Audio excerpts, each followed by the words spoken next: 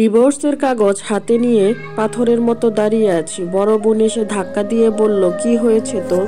কথা না বলে হাতটা বাড়িয়ে বড় বোনকে ডিভোর্সের কাগজটা হাতে দিয়ে দৌড়ে মায়ের রুমে গিয়ে কান্নায় ভেঙে পড়লাম। বড় ভাইয়ের বড় ছেলের সুন্নতে খাতনার অনুষ্ঠান বলে বাবার বাড়িতে এসেছি। বাড়ি ভরা মানুষ। বড় আপা কাগজটি পড়ে বাবা ভাই বোনদের বলে, সবাই আমার খোঁজ করতে করতে মায়ের রুমে এসে পড়ে। ছেলে মেয়ে তিনটা খোঁজ করতে করতে আমার কাছে এসে হাউমাউ করে কান্নায় ভেঙে পড়ে। ছেলে মেয়ে তিনটা আমার কান্না দেখে আমাকে জড়িয়ে ধরে, আমিও তাদের বুকে জড়িয়ে ধরি। কান্না থামিয়ে আপাকে বলি, আপা আমি চোখে ভুলও দেখতে পারি, তুমি একটু ভালো করে দেখো, ওটা কি আমার আকাশ পাঠিয়েছে? তখন আপা বলে, হ্যাঁ তোর আকাশই পাঠিয়েছে। হিসাব তো মিলে না আপা। এই বলেই অতীতের দিকে তাকাই। আমরা 7 ভাই বোন, 6 বোন আর 1 ভাই। ভাই ছিল সবার বড়। বাবা ছোটখাটো একটি সরকারি চাকরি করতেন। নিজেদের বাসায় ভালোই আছি। বড় বোনকে বিয়ে পাশ করিয়ে বাবা ভালোই বিয়ে দিয়েছেন।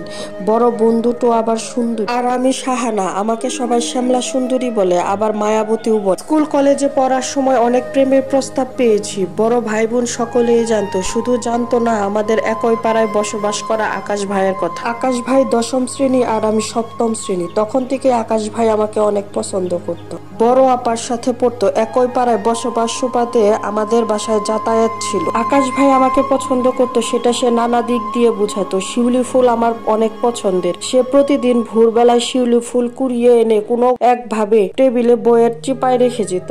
বানানো চানাচুর আমার পছন্দের। বাহিরের থেকে চানাচুর বানিয়ে নিয়ে বড় বোনকে বলতো, তোদের জন্য বানিয়ে নিচ্ছি। আমি মিটি মিটি হাসতাম। আকাশ ভাইকে আমার অনেক ভালো লাগতো। ভালো ছাত্র, ভদ্র, শান্ত, দেখতেও সুন্দর। আমাদের বাসার সবাই পছন্দ করতো আকাশ ভাইকে। বেশিরভাগ বিকেল আমাদের বাসায়ই কাটাতো। আপাদের সাথে গল্প করত। আমার সাথে কখনোই কথা হতো না, আমাকে শুধু তাকিয়ে তাকিয়ে দেখতো। মাঝে মাঝে ইচ্ছা করে ঘরে লুকিয়ে থাকতাম। আমাকে দেখার জন্য ছটফট করত। মুখ ফুটে আপাকে বলতো, সাহানা কই? এভাবে চলতে চলতে ক্লাস 9-এ উঠলাম। আর আকাশ ভাই 5 লেটার পেয়ে মেট্রিক পাস করলো। ভালো একটা কলেজে ভর্তি হলো।